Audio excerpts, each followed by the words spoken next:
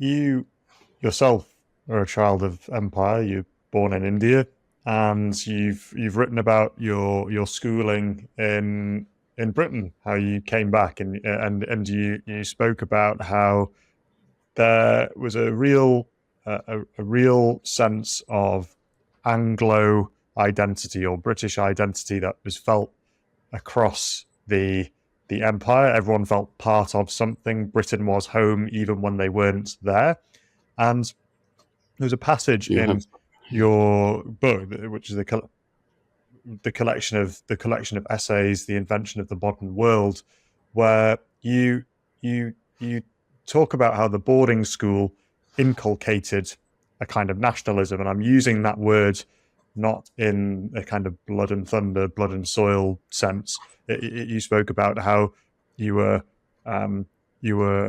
marinated in literature, songs, rituals, religion, rank. The national character was brought through. I think the words you used, that there was an ancient and powerful myth of unity. And it made me think a little bit about a film I saw, which is set indeed at the university in which you made your name at, University of Cambridge, the Chariots of Fire, about Eric Liddell and Howard Abrams. And Howard Abrams was Jewish, his father was Lithuanian, and he went to Cambridge. And there's a scene in the film where there are some Cambridge dons, and they say that their job is not just to teach them whatever they're there to be taught. Their job is to teach them to be Englishmen.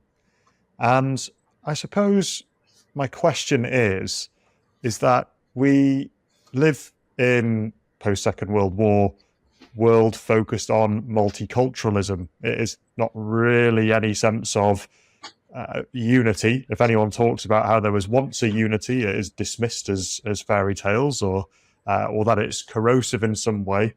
And my question is, should we still have space for this kind of myth making within the formation of the people of Britain? well, it's a complex question. I'm not sure I'll answer it absolutely directly. The early characterization you made, which made 2 points. One is that the English were peculiar in their empire, in that, unlike other empires in Europe, they always, my father, who went to India, and others, and my grandparents and great-grandparents, they always thought of England as home. Whereas in the Spanish, Portuguese, French, and other empires, many of those who went stayed and settled, married local women and the rest of it. So, but it's very clear from the letters and so on that I've edited with, or my wife Sarah's edited, that they always thought, they were always waiting to go home, and home was England, and they famously set up home wherever they were. So if they were in Upper Burma, like my great-grandfather, they did plays and wrote poetry and dreamed about home all the time. So that was the kind of empire. It was an unusual empire in that always England was the focal point of their sentiments. And sending us back to those boarding schools was part of that if we didn't go back, then we would not be part of that dream home. We would become local people, going to local schools and so on. So whereas the French and others educated their children in the empire, we were sent home to these boarding schools. And the boarding schools would teach us a very complicated thing, because as David Hume pointed out, if there is any kind of national characteristic of the British, it's that they don't have a national characteristic. We don't have a national character. The feeble attempts of governments to sit down immigrants and tell them what they should be if they are British, are laughable. They should learn a bit of Shakespeare, or learn to like fish and chips or something. I mean, how do you define the 20 characteristics of being British? So it's a very difficult job for the schools.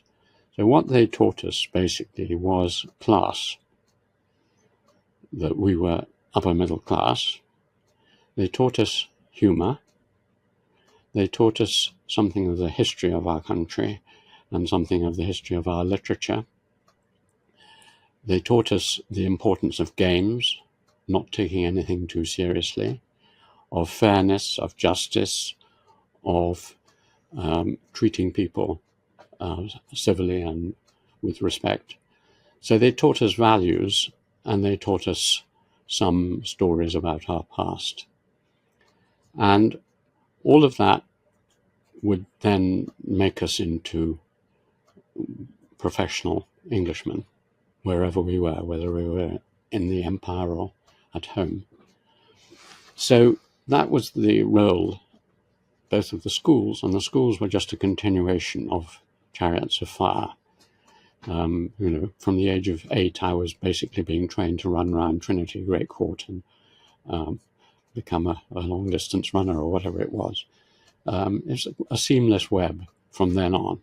And the final coating on the cake of Englishness was Cambridge or Oxford or whatever it was. But one way that I've learnt recently, I've been thinking a lot about this, about how this multicultural world we have in Britain and elsewhere deals with these problems, may be of interest to your viewers, though I've only just beginning to write it down and so on. Basically, when talking particularly to many young students from other countries, and they ask me, how can they resolve the fact that they are in England, they've been in England for some time at English schools, yet they're Chinese or Japanese or whatever it is. What are they? And I say to them, well, think of it at 3 levels. The top level is summarized in the famous Roman saying, when in Rome, do as the Romans do. You have to learn the cultural rules. If you're in Rome, or if you're in China, or if you're in England, there are many cultural rules you must learn: which side of the road to walk on, how to greet someone, whether you kiss them or shake hands or whatever. There are hundreds of little signifiers which you've got to learn as cultural rules. Once you've mastered those and the English sense of humour and so on, you are culturally English. But of course, you are also culturally Chinese or whatever. They are a set of, it's like learning the piano, learning to play tennis. You learn the rules of the game, and you play the game when you're in that country, and you play another game. So that's easy. The second level is your identity. And your identity is what you say when you answer the question, who are you? When we go on taxi trips, which we do frequently, most of the taxi drivers in Cambridge are from Eastern Europe or the subcontinent or somewhere like that. And so we get into conversation. We say, where are you from? And they say, well, I've been in England for 20 years, but I'm from Bulgaria or Pakistan or something. And then if we ask them, I say, you feel English? And they say, no, of course, I was born and brought up in Pakistan. I'm Pakistani, but I live here and I play the game. They don't put in those words. But my family are there and I may go back and retire there. So your identity is often very different from the cultural rules. But an interesting thing I've learnt recently is that you can have multiple identities. I'll give you a nice example from a very dear young friend of mine who's 10 years old and who was born in England. He's Chinese. He was born in England and he's lived in England all his life, and he's in an English boarding school. And so when I say to him, we'll call him Jay, are you English? And he pauses for a minute and he says yes, though his parents teach him Chinese and the rest of it. But when we get on the plane to China together and they start serving us delicious Chinese food, and the waitress is a beautiful young Chinese air hostesses and the music is Chinese and so on. I say to Jay, what are you? And he said, Chinese, of course. And when he's in China, he's Chinese. So he has split identities, multiple identities. The third level, which has interested me recently, is personality and character. And to give you an example, the people I worked with in the mountains of the Himalayas migrated down into the cities of India and Hong Kong and came to Britain. And they're now in the second and third generation in North London, for example.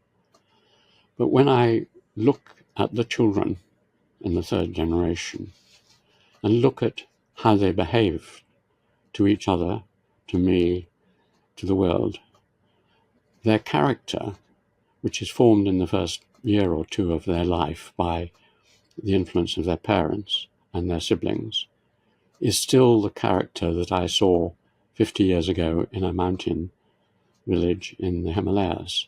In other words, they are respectful of old age, they're very truthful, they're very optimistic, they're gentle, they're very sensitive.